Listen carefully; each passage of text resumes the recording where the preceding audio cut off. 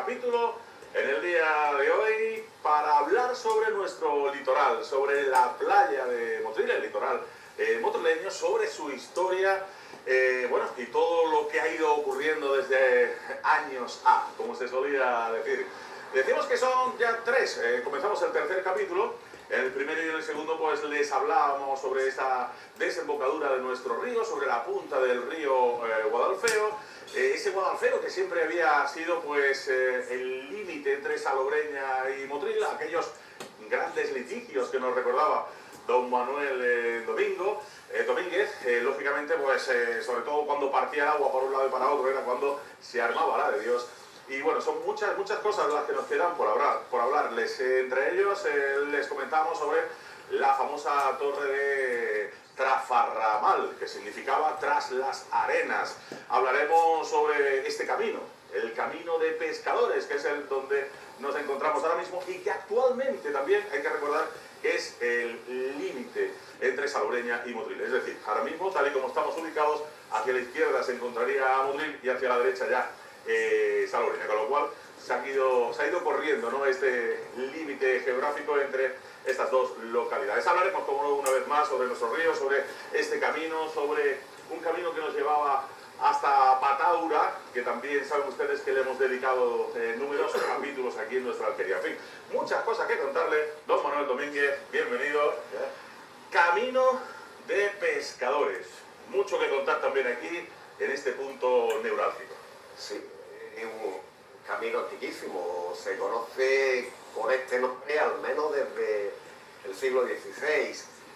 Seguramente ya existió en época musulmana, no conocemos el nombre, pero sí que existió en el siglo XVI. Estaba en esta zona de la playa de Motril, que se conocía con el nombre de Trafarramal, y además era el camino que ponía, como bien decía, ponía en comunicación la playa con el interior hacia la Vega de Motril a través del Camino de Patria, que conectaba con Motril, y por otro lado el camino que seguía subiendo al margen del río, prácticamente que llegaba hasta Pataura. Es decir, que es un camino que tiene mucha importancia desde el punto de vista de las pesquerías del Motril de aquella época. De ahí viene el nombre de Camino de Pescadores, para poner en contacto pues lo que pescaban, porque seguramente esta zona, es curioso, pero la zona de la Casa del Práctico del puerto en el siglo XIX estaba aquí. Ajá. Aquí, no estaba allí en el puerto. Donde nosotros pensamos que el puerto estaba aquí. Y por cierto, se la llevó al mar. El caso es que... La Casa del Práctico. El caso es que, evidentemente, este camino ha tenido una importancia histórica tremenda, es un camino muy antiguo. Es un camino que tiene mucho sentido desde el punto de vista de poner en contacto el mar. Una de las actividades importantes económicas del Motril antiguo era la pesca. Lógicamente, la playa de Motril es muy grande, es verdad que la parte del Varadero está más cercana a Motril, pero también esta parte tendría una importancia pesquera importante. El río estaba cerca y este camino al final se convirtió en el camino que... La puerta de entrada, ¿no? De la puerta de entrada desde el mar hacia el interior. Claro. Conectaba, como decía, con Pataura, con el camino de Pataura, con el camino que seguía, y a través del camino de los Cinillos, el camino de Patria, pues con la Vega de Motril, la zona de Motril. Establecía el límite, después estableció el límite. Es verdad que durante épocas pues se llegó a pleitos con Salobreña y tal, pero al final el límite del término municipal entre Motril y Salobreña se establece en este camino de pescadores, que es el límite que tenemos en la actualidad y sigue siendo el límite entre Motril y Salobreña. El caso es que tiene una importancia antigua, es antiquísimo, y además en este camino de pescadores es donde debió estar la torre de Trafarramal, porque... Más o menos por aquí, ¿no? Claro, debió tener el sentido de la torre de Trafarramal, no era solamente, o no debió tener el sentido único de ser una atalaya de comunicación en caso de ataques piratas. Es decir, que pondría en comunicación a través de la Torre del Varadero, la Torre de Trafarramal y el Castillo de Salobreña. También serviría para proteger este camino. Vigilancia de esa puerta de entrada. Claro, no estaba en la puerta de entrada, desde los piratas y tal, podían entrar por aquí hacia el interior de la Vega de Motril, también los protegían, era la torre protegida. La torre esta de Trafarramal es posible que fuera de origen musulmán. Debió estar en ruinas a mediados del siglo XVI, ya estaba en ruinas. Fue reedificada. Y para el siglo XVII había sido, el mar se la había llevado de nuevo. O no quedó nada más que los restos. Todavía en los planos del siglo XVIII, que se ve la zona del límite de la playa de Motril, la nombran como la Torre Perdida. La Torre Perdida. Torre Perdida. Pero evidentemente hoy no conocemos ni dónde estuvo. Debió estar por aquí, es decir, o al lado de Salobreña o al lado de Motril. O incluso posiblemente un poquito más hacia el mar, Incluso, porque el mar habrá comido. El mar ha subido. Claro. Incluso lo que sí sabemos es que el mar se la llevó, la antigua musulmana ya estaba en ruina, volvieron a reedificarla, precisamente el que la reedifica, un maestro de obra de Salobreña, y le encarga la corona, la reedificación de la torre de Trafarramal, y después, pues lo mismo, pasa el mar, en una de las tormentas de poniente que aparecen aquí, pues se la llevaría, la torre, lo que quedara de ella, los cimientos han desaparecido. Yo me imagino esa torre de Trafarramal, una torre importantísima, pero muy básica en cuanto a su estructura, me la imagino, debió ser de un cuerpo debió ser parecida a las torres de la vela, las torres de Salobreña, de la carretera Almuñécar, ese tipo de torres troncocónicas, digo las que reedificaron después a finales del siglo XVI, ¿no? La musulmana debe ser cuadrada, los musulmanes las torres eran cuadradas, las castellanas, las torres eran redondas, eran troncocónicas, redondas. Las musulmanas, pero no quedó nada. Sí, que no hay nada. Es decir, que ya a mediados del siglo XVIII, ya se le llama la Torre Perdida. Ya, la torre no está, la torre ha desaparecido. Pues seguramente llevada, y los restos los quitarían pues para cultivar o se los llevó al mar. No tendría ningún funcionamiento de control pesquero ni nada de ese tipo, ¿no? Aunque sabemos que también fue por aquí. Normalmente no. Era una torre de defensa, una torre de atalaya de la típica torre defensiva que se construye a lo largo de la costa con el objetivo de prever vigilancia y prever los ataques de piratas. Es verdad que esta zona pues, estaba muy expuesta, ¿no? Porque aquí no hay construido nada, no había construido nada. Lógicamente también una zona bastante complicada. Esto en su época la torre de Trafarramal estaría, pues seguramente aquí no se cultivaba nada, eran todo tierra de pantanos, pantanosas, claro, esta zona de Albufera, y seguramente este camino era el que permitía pasar a través de las albuferas para los pescadores del mar. Por eso este camino tiene tanta historia tan importante, porque es el único camino que seguramente a la izquierda o a la derecha del camino serían todo albuferas, sería muy difícil pasar a través de ellas, y lógicamente pues este camino es el único que permitía el llegar al interior de la vía, conectar con el camino de los Cinillos, el camino de Patria, y conectar con el camino de Pataura. Incluso todavía se conservan esta vegetación autóctona de cañaveras, de carrizos, de los carrizos, es decir, que es muy típico, se conserva ese tipo de vegetación todavía medio salvaje. Pero claro, hoy en día a lo mejor no se le da la importancia que tiene este camino, porque está un poco así como olvidado, sin acceso, o con acceso cortado hasta la playa, etcétera. Pero lo que está diciendo don Manuel Domínguez, estamos hablando de que esto conecta nada más y nada menos que con Pataura, con Camino Patria, etcétera, etcétera. Cuando Pataura era Pataura, es decir, que era prácticamente el inicio de Motril. Claro, el inicio de Motril conectaba el Camino Patria, que era el que atravesaba toda la vega para conectar con Motril ciudad, es decir, que era en los caminos de entrada hacia... Por eso tiene, digamos, cierta lógica la construcción de una torre aquí, no solo como torre atalaya, en el sentido de comunicar si había ataques, sino también como torre protectora de la entrada de Yo me acuerdo que te preguntaba en el capítulo anterior cómo era esa comunicación, porque si tan mal, entre comillas, nos llevábamos con Salobreña, ¿cómo luego nos comunicábamos con las torres? Claro, es no que comunicaban, en aquel momento no comunicaban. El modelo defensivo es distinto, ¿no? Es decir, una cosa es el tema municipal, y otra cosa el ejército, ¿no? Es decir, el ejército sí que tenía su... todo, es decir, sí que la comunicación durante mucho tiempo, la comunicación de las torres era a las compañías de vecinos de Motril que salían a la defensa o la guarnición militar de Motril y por supuesto la guarnición militar del castillo de Salobreña, que es las que acudían con la caballería y tal al rebato, ¿no? Normalmente estas torres estaban vigiladas por los que se llamaban inválidos, ¿no?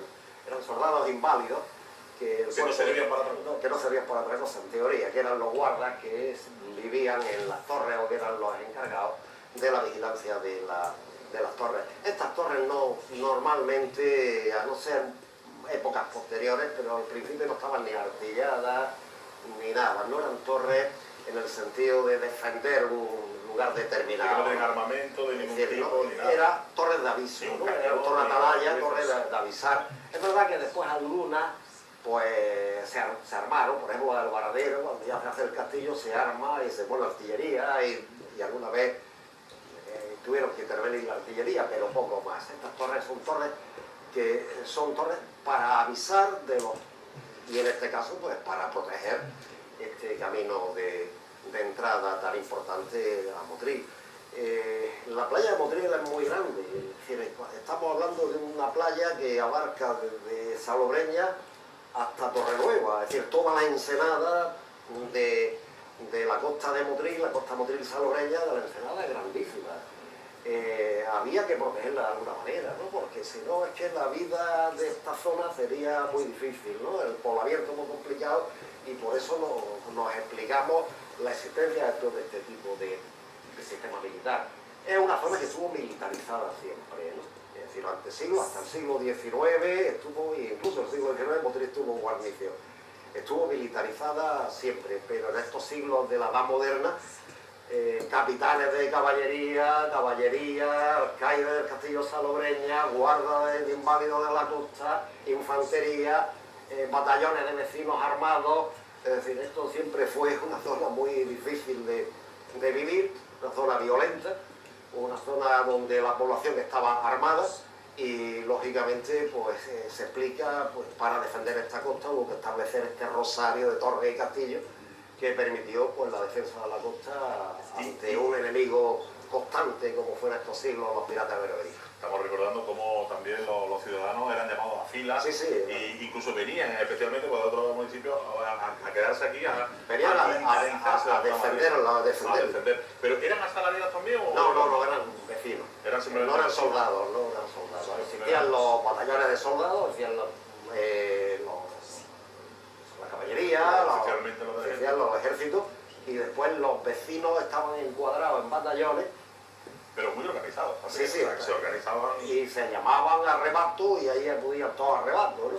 Porque tenían la conciencia muy clara, es decir, si ellos permitían que los piratas llegaran hasta la ciudad, hasta el pueblo adentro, pues estaban perdidos, ¿no? Ellos y su familia, y por lo tanto acudían todos en masa a defender, y además estaban perfectamente encuadrados por barrios, tenían sus alférez, tenían su mando, su teniente de alférez, su mando de cada uno de los batallones de vecinos y estaban todos armados. El ayuntamiento guardaba la pólvora y la repartía a los vecinos cuando había algún rebato, pero los vecinos tenían armas, ¿no? que estaban armados para este caso y perfectamente encuadrados. Ellos sabían que cuando se tocaba rebato desde la campana de la Torre de la Vela o de la campana de la Torre de la Victoria, del convento de la Victoria, los vecinos actuales acudían en masa a alistarse en sus batallones y acudir a la playa aquí por lo que pudiera pasar, porque el principal problema era intentar evitar que llegaran a morir, claro. Que no hubiera que la defensa estuviera aquí, porque luego ya se iban a encontrar un poco el camino, claro. El camino abierto.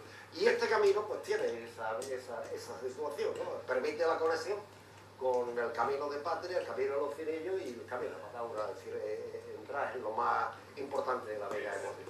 Además, establecía estas tierras, fueron tierras que en principio fueron realengas, que cuando no sabemos en época musulmana a quién pertenecían todos, no conocemos a quién pertenecían. Sí que sabemos que algunas de ellas fueron repartidas a los repobladores y otras de ellas muchas vendidas, pero también hay muchas de ellas ocupadas ilegalmente, ¿no? Nos podemos imaginar que esto no era hoy es tierra de cultivo, o fueron tierras de cultivo, ya tampoco, ¿no? Pero como tierra no tiene mucho valor y estaba prácticamente inundado. A partir del camino Pescadores hacia allá estaba Alonso de Contreras, que era uno de los grandes mercaderes de la historia de Motril, compró muchos marjales de tierra y decía que lindaba con el camino Pescadores y con las arenas de la mar. Y curiosamente, en ese tema de la defensa, cuando Alonso de Contreras compra lo que hoy conocemos como Playa Granada, prácticamente se hace con una finca que se llamaba Casa de Contreras, que tenía prácticamente 2000 marjales de la zona cultivable, parte de ella estaba sin cultivar, es decir, todavía 2000 marjales de una vega de 23.000, más o menos, ¿no? De 20.000 marjales, en esta zona nada más, ¿no? El caso es que cuando él se hace con todo esto, una de las cosas que él hace en su finca es construir una casa fuerte para refugio de los trabajadores que habría aquí en caso de ataque de los piratas. Es decir, que él también establece igual que Pataura también tenía su casa fuerte como refugio de la población en el caso de ataques. Si hubiera un ataque, obviamente, claro, abría puertas y se metían todo ahí. Se metían todo dentro. Es decir, que evidentemente esta zona fue primero, esta zona estaba muy mal cultivada, ¿no? Es decir, aquí los Valera también tuvieron tierra los condes de Borno, es decir, que aquí pues, estaba muy repartido, sobre todo entre los grandes propietarios de la época, ¿no? De la época de la Edad Moderna.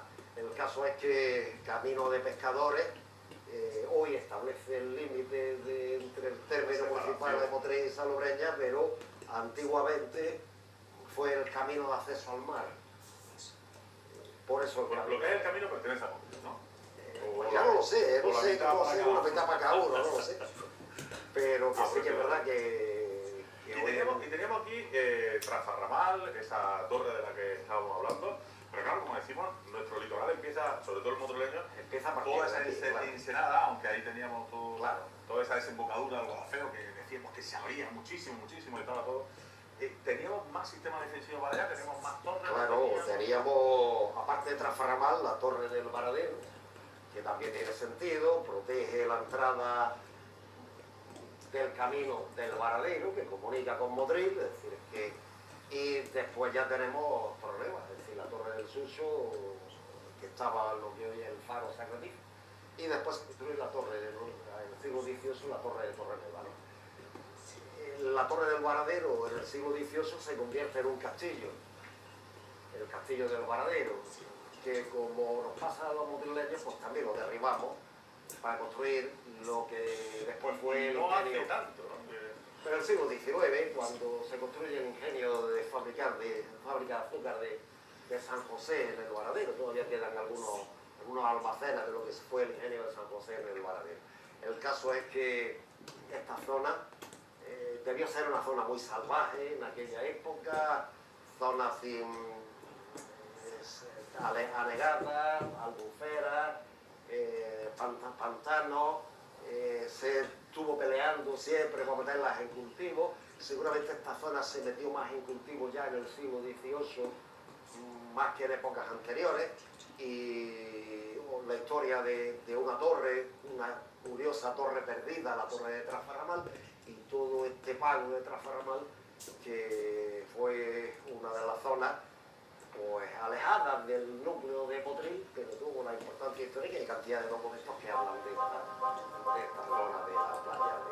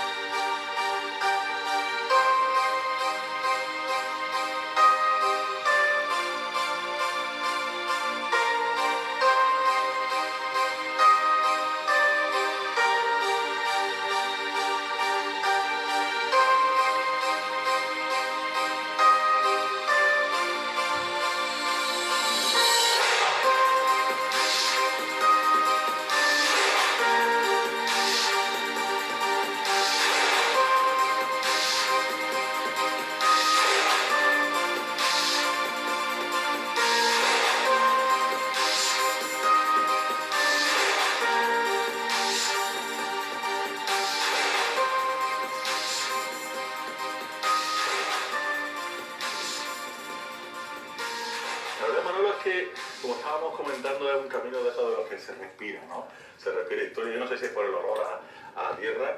Decíamos que precisamente a nivel de tierra, nunca mejor dicho, esto puede haber sido tierra realenga, que luego pues se repartían a los repobladores. Y evidentemente, sobre todo en época musulmana, todo esto era una albufera, todo Pues esto era... seguramente de cultivo, en época musulmana y en época cristiana, poco cultivo habría en esta zona, eran zonas inundables y seguramente, y así lo dicen los documentos de los finales del siglo XV, principios del XVI, eran albuferas, una gran albufera que llegaba hasta el río Guadalfeo y otra más pequeña que llegaba pues en lo que hoy nosotros conocemos como Playa Poniente, seguramente, ¿no? Es decir, que hoy ni siquiera sabemos cuál, habría que estudiarlo, evidentemente, hay algunos estudios de la evolución de la costa que hizo un alemán que se llamó Hoffmann en los años 80, y un poco se puede ver la evolución de la costa a lo largo de los siglos, pero seguramente la mitad de lo que nosotros vemos hoy como tierras cultivables eran albuferas, no existirían como tierras cultivables. Claro, es que hoy en día lo vemos lleno de árboles tropicales todavía, ya empezando a repoblar los primeros chirimoyas, aguacates, hortalizas. Evidentemente esto era otro tipo de... Y nosotros se evalúa bien, vamos, si nos podemos imaginar que en el siglo XVI la Vega de Motril tiene 15.000 marjales de cultivo y una extensión de unos 30.000 marjales. Hoy la Vega de Motril tiene 60.000 marjales, es decir, ¿de dónde han salido el resto de los marjales en 4 o 5 siglos? Pues evidentemente de que estas tierras debieron de secarse. Seguramente en el siglo XVIII, que fue una época de grandes lluvias, llovió muchísimo, los montes de alrededor, que ya los cristianos le habían cortado todos los bosques que había, le habían quitado toda la cobertura vegetal para usarla como leña en los ingenios, pues esa grande lluvia debieron arrastrar las ramblas, el río Guadalfeo, las ramblas y tal, debieron arrastrar grandes cantidades de tierra y fueron rellenando esto. En el siglo XVIII seguramente la Vega Motril aumentó casi 10.000 marjales más. Además de lo que se le va ganando al mar, ¿no? Sí, que se va retranqueando. Retranqueando, pero sobre todo eso, sobre todo en esa época donde tenemos un aumento de la extensión de la Vega. El siglo XVIII. Es la época donde seguramente todavía empiezan a meter en cultivo tierras que estaban sin romper, como se llamaba en aquella época, aunque todavía quedó una gran mancha de zona de albufera, la Charca Suárez, que es el último recuerdo que nos queda de esa albufera, y la zona la zona del Pago del Jaúl, que también se desegó después de la Guerra Civil. Estamos viendo, por ejemplo, algunos carrizos. Todavía queda vegetación autóctona de esta zona. El carrizo, por ejemplo, sí podría ser. Carrizo, la delfa y tal eran plantas autóctonas del regadío que además las usaron mucho los ingenios azucareros cuando agotaron la leña menuda. Empezaron a rozar carrizos y tal en la zona estas de albufera para quemarla también en los hornos de las fábricas de azúcar hasta el siglo XVIII, ¿no? Que ya habían agotado toda la leña de los montes y empezaron a cortar carrizos y a usar los carrizos y la delfa y todas estas cosas para combustible, para los hornos de los ingenios. Que no es el caso de las cañaveras, ¿no? Que nosotros pensamos también, la cañavera es posible que se introdujera poco después, ¿no? Es decir, pero el carrizo es autóctono, ¿no? Es decir, que ahí todavía vemos una planta de carrizo que era autóctono. Había muchísimas antes, ¿no? Los niños la usaban para hacer arcos, ¿no? Para hacer flechas de arco. Es decir, que con sus opicos y decoración de las casas, ¿no? Es decir, que esto ha debido cambiar mucho, ¿no? Es decir, que la fisonomía de esta zona de cultivo, y por lo tanto desconocemos la extensión de la tierra de cultivo que habría aquí en época musulmana, ¿no? Seguramente, como decíamos, es mucho menor de lo que nos podemos imaginar, ¿no?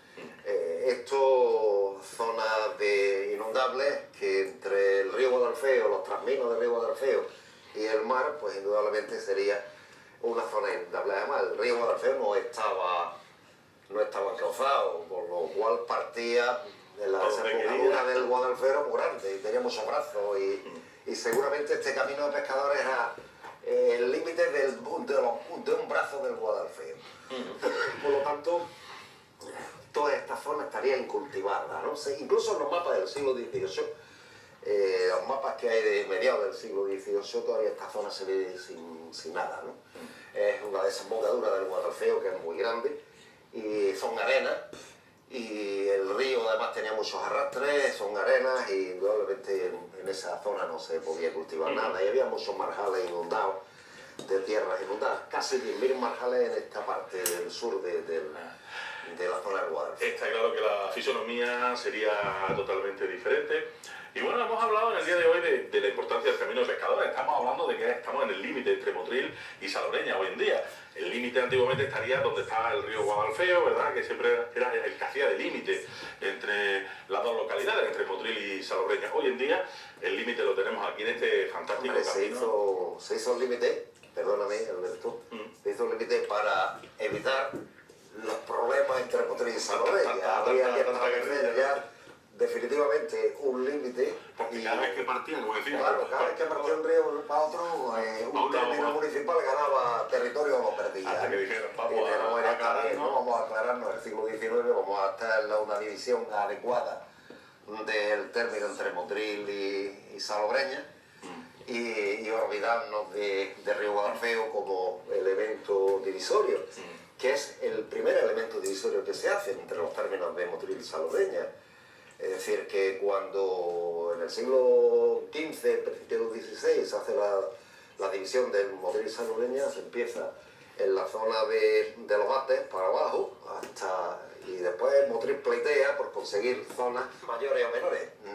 Y claro, el problema estaba en que si establecían el río Guadalfeo como límite, como río Guadalfeo un río torrencial y con muchos cambios de curso en la desembocadura, pues unos años sacaban mucho litigio. El agradecimiento lo de Salobreña y otros años sacaban los actos el agradecimiento lo de Motril. Claro, está claro que era un límite natural, porque era el límite natural, ¿no? de la rambla que erigía el propio río, pero claro, era tan variable que al final tuvieron que buscar esta alternativa.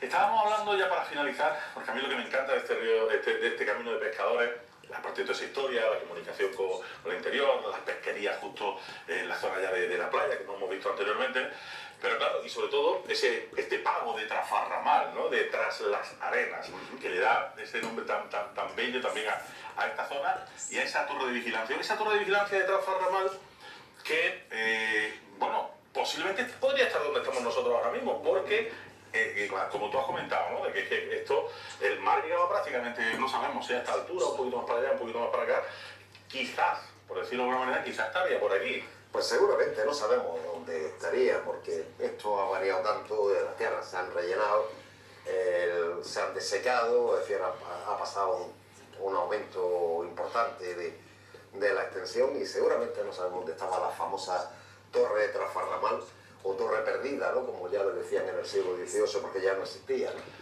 Ya era después que era torre perdida, porque ya una vez que ya había desaparecido, seguía apareciendo en los mapas, ¿no? En los mapas, Expellius, por ejemplo, que es uno de los geógrafos españoles más importantes de la segunda mitad del siglo XVIII, cuando la introduce en su mapa de la costa de Granada, le pone de Reino de Granada, le pone torre perdida.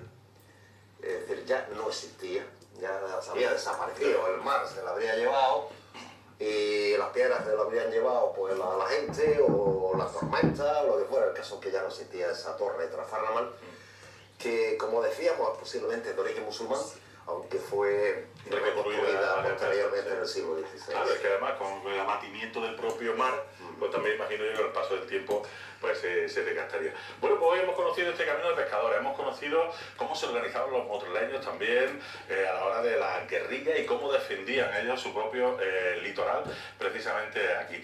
Lo vamos a dejar en el día de hoy, en nuestro programa aquí, y nos vamos a ir al próximo programa. ¿Dónde, Manolo? Pues vamos a la Casa de Contreras, a la Playa Granada, la actual Playa Granada. En aquella época la Casa de Contreras fue una de las propiedades de los latifundios y de las haciendas más grandes de Motril. Pues hasta allí nos vamos a ir nosotros y les esperamos en el próximo programa, concretamente aquí en la Alquería, visitando todo nuestro litoral, caminos, pagos, tierras tan importantes, tan interesantes para la historia de nuestro Motril, que no podemos evitar visitarlas todas ellas. Hasta la semana que viene. Adiós.